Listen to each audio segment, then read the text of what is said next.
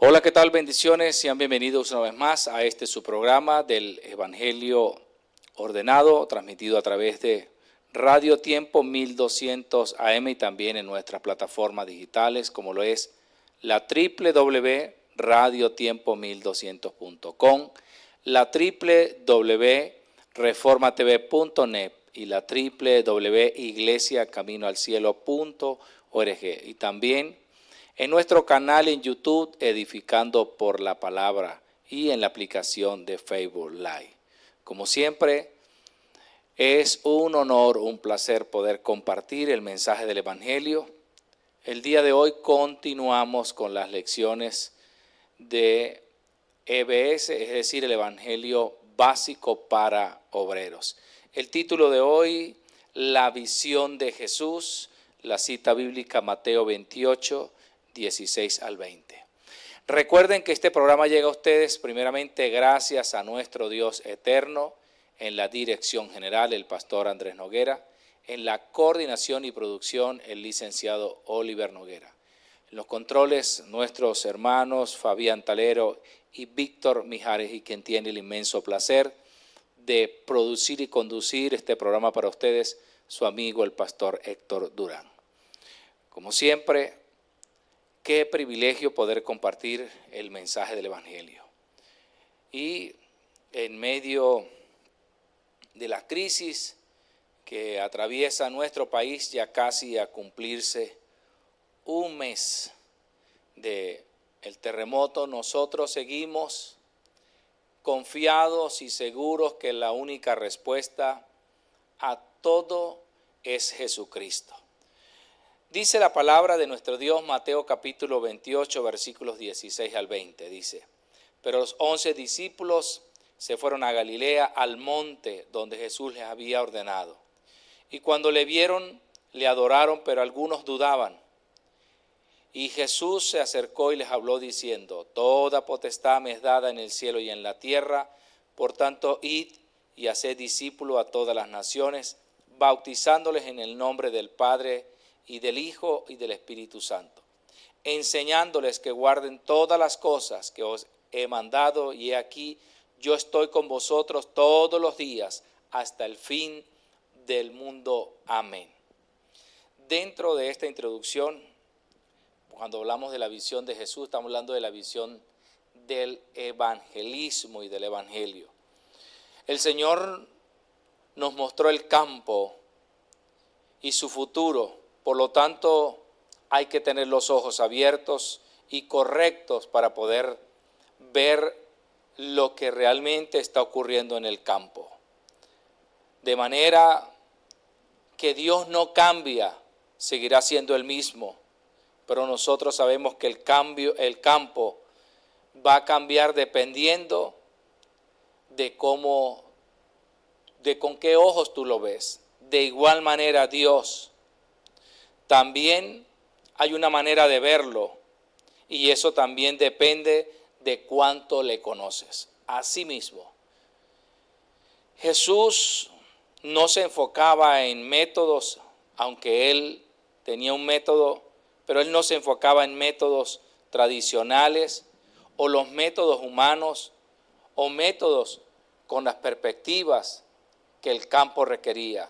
Él simplemente iba a hacer y a modelar lo que quería enseñarle a sus discípulos.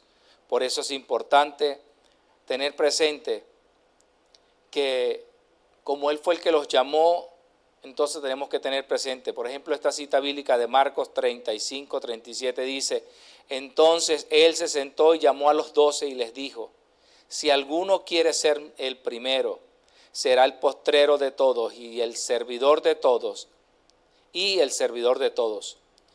Y tomó a un niño y lo puso en medio de ellos, y tomándole en sus brazos les dijo: El que reciba en mi nombre a un niño como este, me recibe a mí, y el que a mí me recibe, no me recibe a mí, sino al que me envió.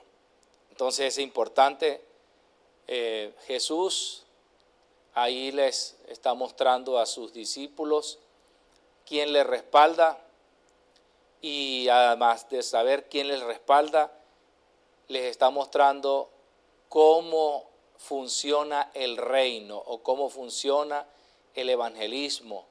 No es por mucha obra, sino mira lo sencillo que es el evangelio y el evangelismo. Hebreos capítulo 11, verso 1 al 2, una cita muy conocida por cada uno de nosotros. Dice, es pues la fe, la certeza de lo que se espera, la convicción de lo que no se ve. Porque por ella alcanzaron buen testimonio los antiguos. Jesús también les está enseñando a sus discípulos. El reino también se establece por fe. Entonces, es importante que podamos entender que el Señor, cuando estuvo en esta tierra, lo primero que hizo fue modelarle a sus discípulos. Y nos decían en el mensaje del púlpito, Jesús tuvo encuentros con una persona, estuvo encuentro con multitudes, estuvo encuentro con grupos. Y en estas dos lecciones que vienen, tanto la número 11 y 12, hablan exactamente de cómo Jesús se encontraba con el campo y qué le enseñaba a sus discípulos en el campo. Entonces, dentro de este contenido es importante que podamos ver lo importante que deben de ver los discípulos o lo importante que deberías ver tú y yo. Y las referencias que tenemos son los remanentes de la Biblia o los remanentes que registra la Escritura. Por supuesto, nosotros siempre mencionamos 7, pero no, hay más remanentes que se mencionan en la Biblia. Lo que pasa es que tenemos un fundamento, o lo básico, siempre los mencionamos para poder enfocar a los remanentes. Entonces, mire esto. José y los hermanos tenían una perspectiva diferente a la que tenía José. Totalmente. Moisés y los israelitas también tenían una manera diferente de ver las cosas. Moisés, los israelitas podían ver el Mar Rojo. Moisés solamente podía ver la respuesta que Dios le daba. José, con sus hermanos, Moisés vio que todo lo que le sucedió en su vida era plan y propósito de Dios. Por lo tanto, cuando estuvo frente a sus hermanos, le dijo, no teman de que me hayan vendido, pues entendí que es Dios el que me trajo acá. ¿Para qué? Dice, para preservar, para resguardar. David y Saúl, totalmente diferentes. Mire que Saúl, cuando le llevaron la noticia que David quería enfrentarse a Goliat, él buscó su armadura, se la pusieron a David. David ni siquiera podía caminar con esa armadura. Entonces, David, cuando vio al gigante, ¿cómo lo vio? Lo vio como un león, como un oso, es decir, lo vio como cuando él estaba en el campo cuidando las ovejas. Así vio al gigante. No lo vio de otra manera. Así, mientras como lo vieron sus hermanos lo vieron como un hombre sumamente entrenado para la guerra, que no era mentira, sí era un hombre entrenado para la guerra, y al punto que tenía al pueblo atemorizado, a todo el ejército lo tenía atemorizado. Nosotros, hoy en día también, podemos tener muchas crisis, muchas circunstancias, y podemos pensar que son muy grandes las cosas que están pasando. Incluso en este tiempo, cuando nos corresponde a la iglesia hacer un trabajo de acompañamiento, hacer un trabajo de esa mentoría emocional por la cual están sufriendo las personas, y aún la iglesia, porque no solamente son las personas que no conocen de Cristo, aún la iglesia. Hay hermanos que se tienen que enfrentar o están enfrentando temores, ansiedad, y ojo, y eso no escapamos nosotros los pastores. De hecho, ayer en un taller pude notar que los pastores que estaban allí, por lo menos como unos 5 les sirvió para poder soltar, porque desde el primer día estaban ocupados, entonces podemos ver que que esto es necesario para nosotros, que es necesario poder ver todo con ojos de evangelio, pero hoy en día la iglesia tiene que tener en cuenta la visión de Jesús, o sea, la visión de Jesús sobre el campo. Y es importante que podamos tener como referencia los remanentes de la Biblia. Moisés, un Samuel, un David, todos ellos vieron el campo de diferentes maneras, incluso los tres amigos de Daniel, Elías, Eliseo, Esther, vio el campo de manera diferente. Pablo vio el campo de manera diferente.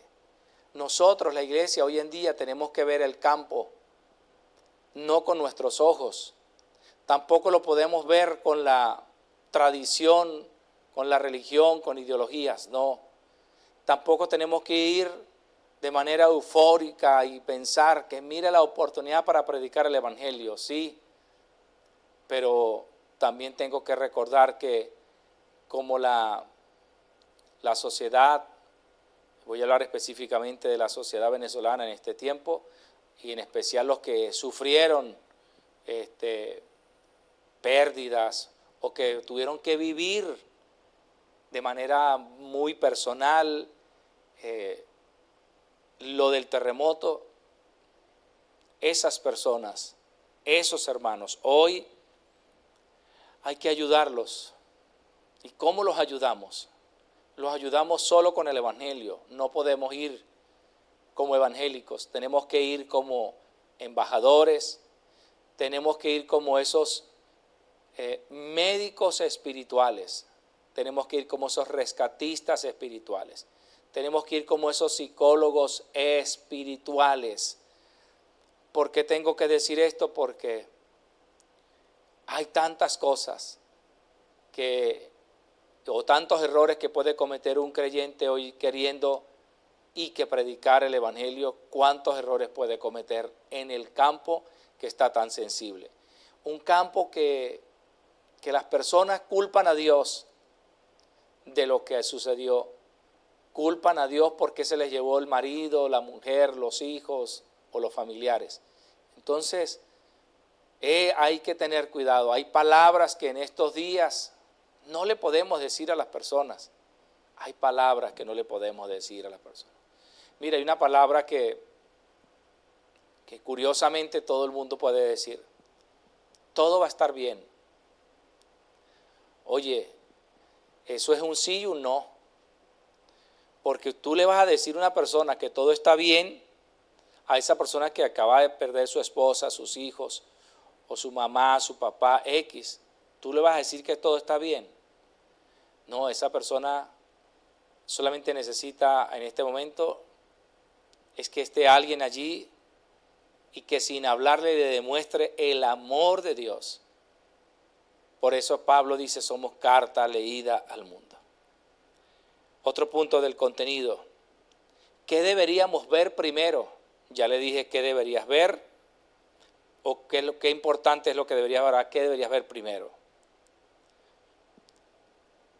Lo primero que tenemos que ver, así como igual como los remanentes. Moisés, ¿cómo vio al pueblo de Israel cuando lo vio en Egipto? Lo vio siendo esclavos. Así lo vio. Vio un pueblo que estaba sumergido.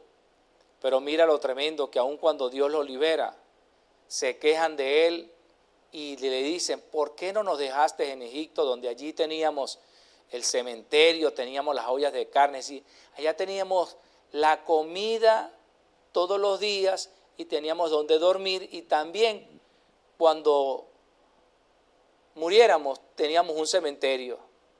O sea, imagínate tú. Mira esto, ¿qué pudo ver un Moisés más allá de una esclavitud? Pudo ver un problema espiritual. Pero mira que pudo ver un Samuel más allá de un problema espiritual. Pudo ver una condición de esclavitud espiritual.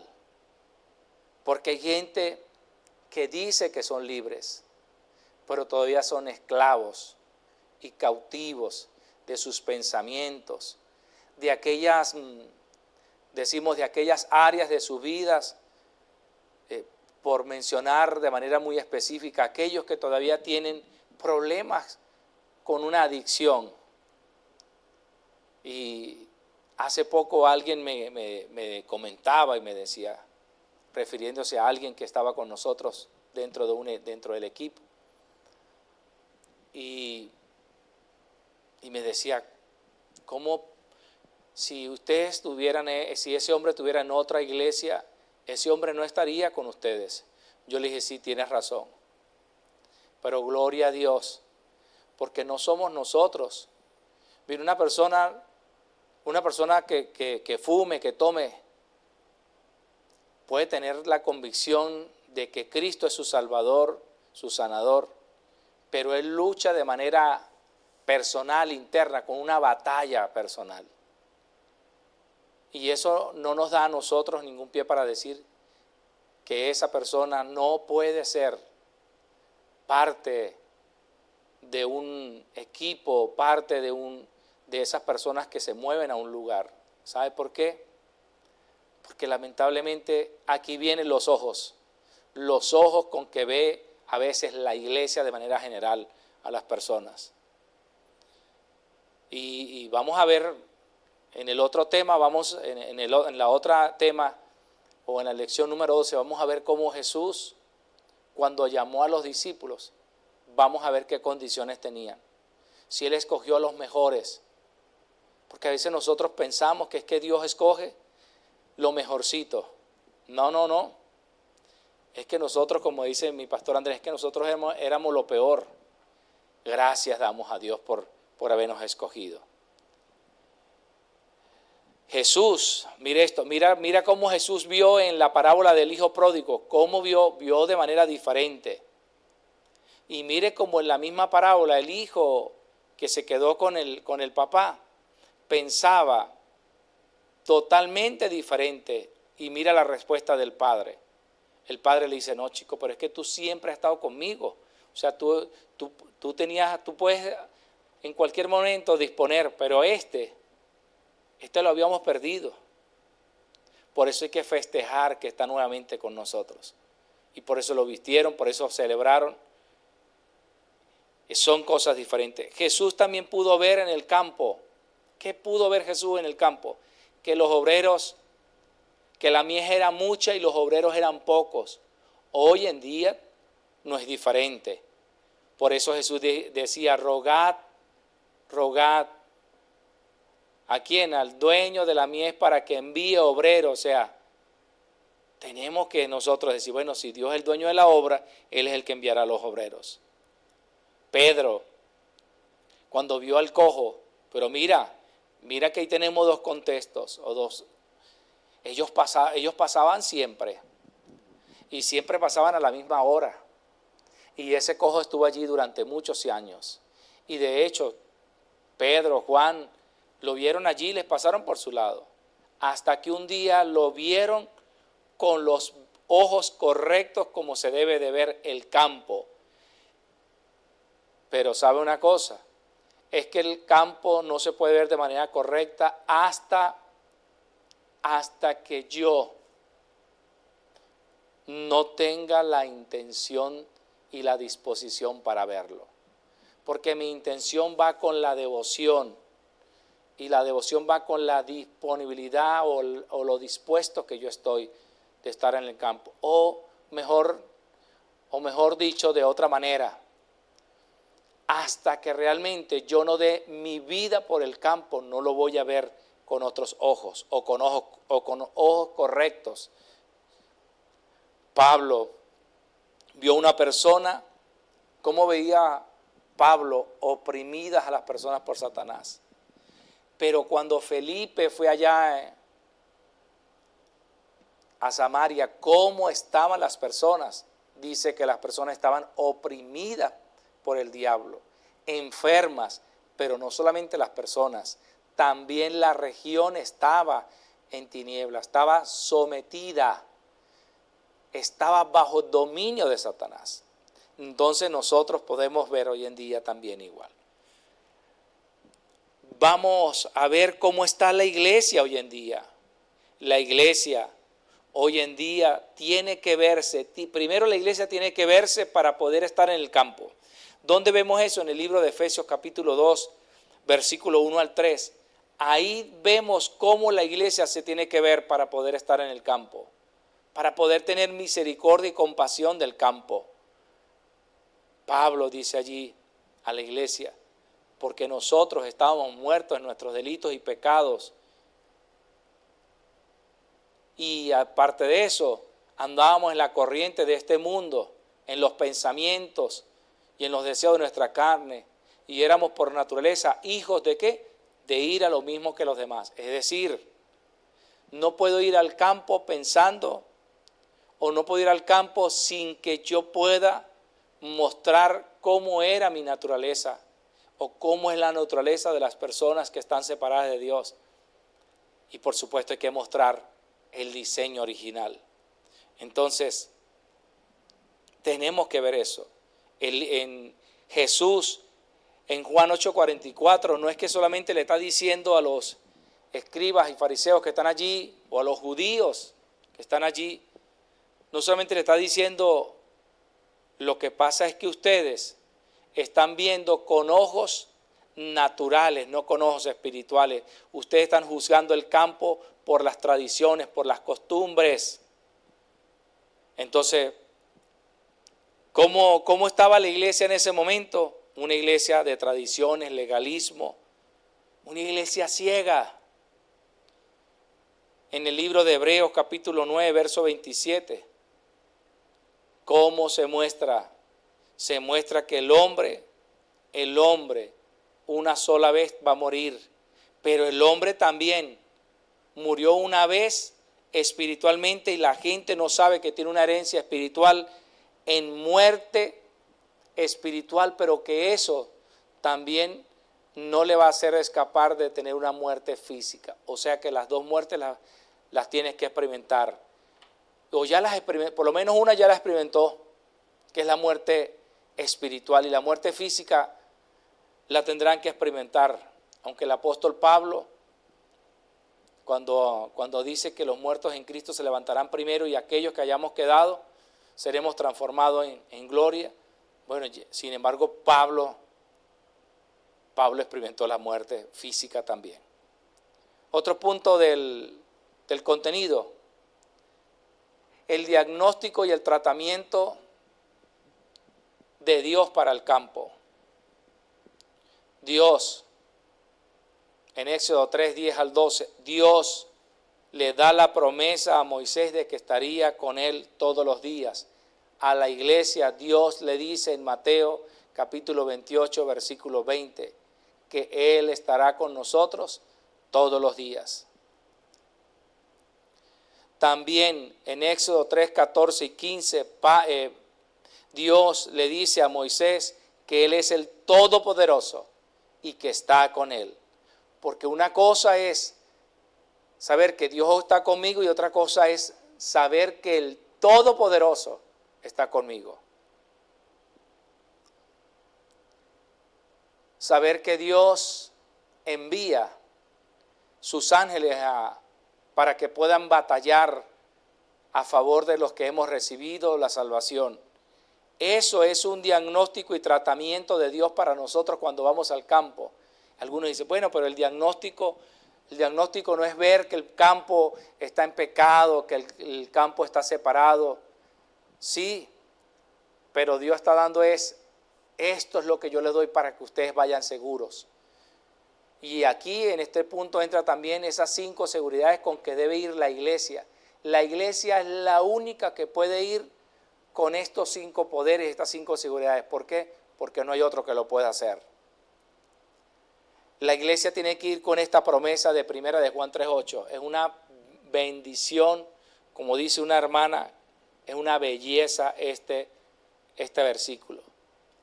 Porque esa cita dice que el que practica el pecado es el diablo, porque él peca desde el principio. Pero para esto apareció el Hijo de Dios, para deshacer las obras de Satanás. Entonces nosotros tenemos que ir confiados con eso, que vamos seguros. Otro punto, las personas que cambiaron el mundo. Hay personas que cambiaron el mundo. Y la pregunta es, ¿cómo lo cambiaron? Lo cambiaron con el Evangelio. Lo cambiaron disfrutando de una respuesta dentro de la voluntad de Dios. Esas personas que cambiaron el mundo, los 7 remanentes, un Moisés, un José, un David, un Daniel, los 3 amigos de Daniel, un Elías, un Eliseo, un Pablo, una Esther, una Rahab también. Y alguien dirá, pero ¿cómo es eso que una Rahab? Sí, una Rahab cambió el mundo. Porque en la lógica, el razonamiento humano, nadie se puede imaginar que el Salvador del mundo, Jesús el Cristo, tuviera dentro de su linaje y mencionaran a una prostituta como Rahab, la cual fue usada por Dios para cambiar la historia del mundo. Ahora bien, pero hoy la iglesia, vamos a la iglesia también puede cambiar el mundo, solo que tiene que saber cómo se ve. Y el mensaje del púlpito te va a enfocar en esto también. Tú tienes que ver cómo te ves. Si tú eres de los que vieron la multitud, si tú eres de los que vieron los discípulos, o tú eres de los que vieron los remanentes. Es decir, hay discípulos, hay obreros, pero también hay remanentes. Entonces, usted tiene que saber.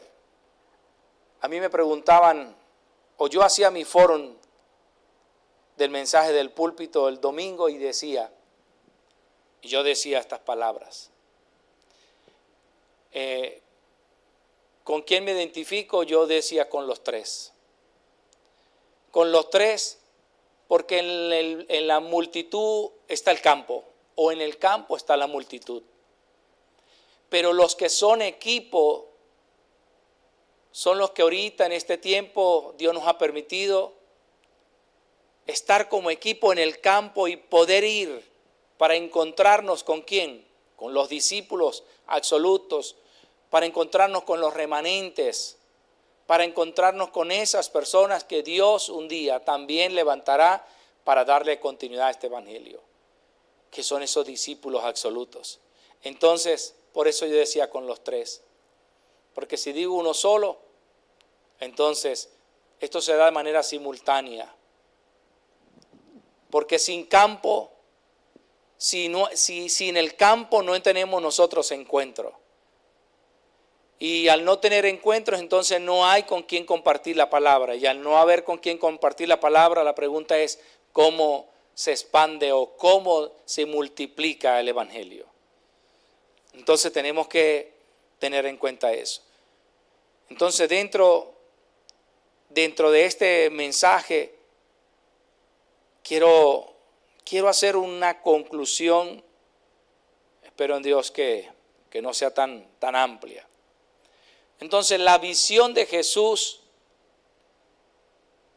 para con los discípulos fue bastante clara, pero ahora bien, la visión de Jesús para la iglesia. La visión de Jesús para la iglesia está en Hechos 1:8. ¿Por qué ustedes dirán, pastor, por qué usted dice que está allí? Porque Jesús dijo que íbamos a tener poder cuando haya venido sobre nosotros el poder del Espíritu Santo, es decir, la llenura. Es decir, cuando estuviésemos seguros que nada nos haría mover, que daríamos toda nuestra vida por el Evangelio y para el Evangelio. Entonces, ¿qué sucede con la iglesia en este tiempo? Voy a decir, como en todos los periodos de la iglesia, de esos 6 periodos que se habla dentro de la historia de la iglesia cuando estudiamos en un seminario, en un instituto. La iglesia siempre va a estar pasando por periodos y procesos, y cada uno con un fin. ¿Cuál es el fin de cada uno de los periodos de la iglesia? El fin es que se llegue a cumplir lo que Dios ya estableció. Dios estableció. Allá cuando inspiró, por el Espíritu Santo, inspiró a un Juan para escribir el libro de Apocalipsis, a un Daniel para hablar de los eventos venideros, pero también envió del que más se profetizó y del que cuando estuvo en la iglesia, estuvo presente en la tierra, él pudo decir. Él pudo decir lo que se dice allá en Mateo capítulo 24, verso 14. Y este evangelio del reino se tendrá que predicar hasta lo último de la tierra, y entonces vendrá el fin. Y no es el fin del mundo, es el fin del sistema que tiene Satanás sobre el mundo, sobre la creación. Así que esto también es bueno para nosotros poder saber cómo vamos a nutrir a los obreros discípulos en este tiempo. No hay otro método para nutrirlos que no sea con el Evangelio. No hay otro libro en el cual nosotros tengamos el fundamento que no sea la Biblia. Pero no hay otro tratado que no es sino la vida misma del evangelista, la vida misma del misionero, la vida misma del discípulo, la vida misma del obrero. Es la mayor evidencia. En este tiempo, creo que, como decimos de manera muy coloquial, las eventualidades o los eventos como los que ocurrieron en Venezuela, se dice en criollo, caen como anillo al dedo. ¿Para quién? Para la iglesia. Pero no para que la iglesia vaya a estorbar, sino para que la iglesia pueda hacer lo que el Señor les mandó a hacer, que es la evangelización. Pero no vayamos a atemorizar a la gente. Por eso decía en el principio, tenemos que tener cuidado en este tiempo. ¿En qué? En que usted no va a ir allí al campo para juzgar, para señalar, para criticar. Usted va como un agente especializado. Usted va como esa persona que escogieron porque pertenece a un equipo élite para hacer acompañamiento. Es decir, para usted poder ir y prestar servicio, porque como usted es un servidor de Cristo, entonces usted va a prestar el servicio. ¿Para qué?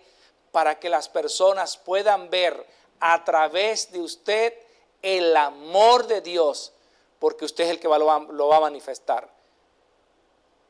A veces hay creyentes que se desesperan por predicar el evangelio, por hacerle una confesión de fe a las personas. No se afane por eso. Hay gente que se afana para que la gente reconozca a Cristo. Mire, reconoce a Cristo, haz esta oración de fe. Mire, no se afane tanto por eso. No, manifieste el amor de Dios para que las personas reconozcan a Cristo. Porque las personas solas van a preguntar, ¿quién eres tú? Porque te vas a encontrar en este tiempo dos cosas en el campo. Te vas a encontrar que hay gente que no quiere saber nada de los evangélicos porque llegó alguien, como aprendí en el taller, bueno, tranquilo. ¿Cuántos hijos tenías tú? 4. Bueno, pero te quedan 2. ¡Wow! Por favor. Eso no es una palabra de consolación. Bueno, ¿cuántos años tenías tú de casado? Bueno, tenía 20. ¿Cuántos años tienes tú? Bueno, tengo 40. Bueno, gloria a Dios, vas a tener oportunidad de tener otra familia. Por favor, son cosas que no entran dentro del contexto, no puedes. O voy a otro ejemplo más todavía más, escuché una palabra, más trimagnético, o sea, más terrible todavía. Bueno, Dios te dejó a ti solo o te dejó a ti sola porque Dios quería que comenzaras de nuevo y tuvieras una familia nueva. Mira, por favor, si usted me está oyendo, me está viendo y usted está siendo alimentado por este material, permítame decirle, amado hermano y hermana en Cristo, Dios no nos constituyó a través de la obra que hizo Cristo en la cruz del Calvario para que nosotros fuéramos los jueces para venir con un látigo con la palabra y caerle a versículos a las personas. No, la Biblia dice que Dios envió al Hijo, el cual no le tomó al hombre en cuenta su pecado y de paso que cuando estaba en la tierra dice que le hizo el bien. Para que usted se entere de eso. Porque lamentablemente la iglesia quiere tener ahorita un mensaje de juicio. Eso es juicio por lo que estaban haciendo el 24. Mire, la Biblia dice que el que cree ya ha sido, el que no cree, perdón, ya ha sido ¿qué? Condenado. ¿Para qué lo vamos a condenar más? No creyó. ¿Para qué le vamos a decir, bueno, eso te pasa por estar cantando, por estar diciendo? No. Y usted dirá, pastor, ¿y por qué está diciendo todo eso? Porque nosotros en este tiempo tenemos que recordar la visión de Jesús sobre lo que tenemos que hacer nosotros como iglesia, como hijos de Dios. No estamos nosotros en este tiempo, sino para modelar el Evangelio, para modelar el amor de Dios. Y no hay otra manera de hacerlo sino en el campo. El campo. Decían el día de ayer en el taller, las personas piensan, o las iglesias piensan, que no le van a llegar personas allá al oriente, personas familiares que van de La Guaira, que van de aquí de Caracas, o allá el Táchira, no, o en el Zulia X. La iglesia tiene que estar preparada para cuando le lleguen ese tipo de personas. ¿Cómo van esas personas con traumas? ¿Cómo van esas personas heridas? Y las van a recibir en la iglesia, ¿para qué? ¿Para caerle a bibliazo? Para decirle, como esas cosas que le dije anteriormente, que no es para que usted le esté diciendo en este tiempo, ¿no? ¿O qué le vas a decir a un niño que quedó huérfano de 8 o 9 años que ya tienen conciencia? ¿Qué le vas a decir? ¿Que Dios le quitó los padres malos para que tú seas ahora el padre bueno? Dime, ¿qué le vas a decir? No, por eso es que el Evangelio, como es la respuesta absoluta para todo, por eso lo importante de estar en este tiempo unidos, orando cuando vamos al campo. Hay que estar orando para salir al campo. ¿Para qué? Para tener los ojos correctos para ver el campo. Mire, ayer yo podía confirmar el día de ayer algo que siempre digo y que siempre voy a compartir. A veces nosotros callados predicamos más que diciendo algo. Porque ahorita en este tiempo la gente necesita es que los escuchemos. No que nosotros les hablemos, no. Necesitan ser escuchados. Y algunos me dirán, bueno, ¿y qué tiene que ver esto con el Evangelio básico para obreros? Precisamente porque vamos a salir con esos obreros que en este tiempo se formarán de manera excelente, porque lo harán en el campo y lo harán cuando justamente las personas están en una verdadera crisis emocional, porque están en crisis emocionales, problemas mentales, personas que están todavía en shock, todavía no terminan de reaccionar. Personas que aparentemente están muy fuertes, pero va a llegar un momento que se van a desparramar. Ajá, y entonces, ¿dónde estará ese obrero? ¿Dónde estará ese evangelista? ¿Dónde estará ese discípulo que Dios ha preparado para en este tiempo con el evangelio nutrirlo? Porque de eso se trata, nutrir a las personas. ¿De qué la vamos a nutrir? Solo con el evangelio, solo con Cristo. Pero tenemos que pedirle, por eso mire lo importantísimo en este tiempo poder discernir cuando oramos con los 5 poderes y en especial cuando oramos por el poder de la sabiduría. ¿Para qué? Que Dios nos pueda dar sabiduría para poder compartir y transmitir el evangelio. Es más, yo le decía, Señor, permíteme compartir el evangelio como lo compartió Esther, sin tener que mencionar a Dios. Esther no lo mencionó, pero lo vivía.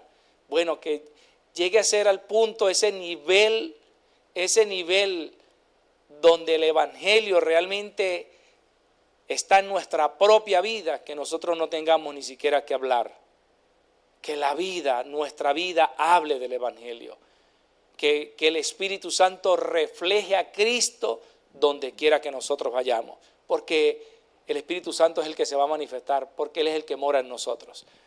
Bueno, mis amados, hemos llegado al final de este su programa del Evangelio Ordenado, transmitido a través de Radio Tiempo 1200 AM y de nuestras plataformas digitales.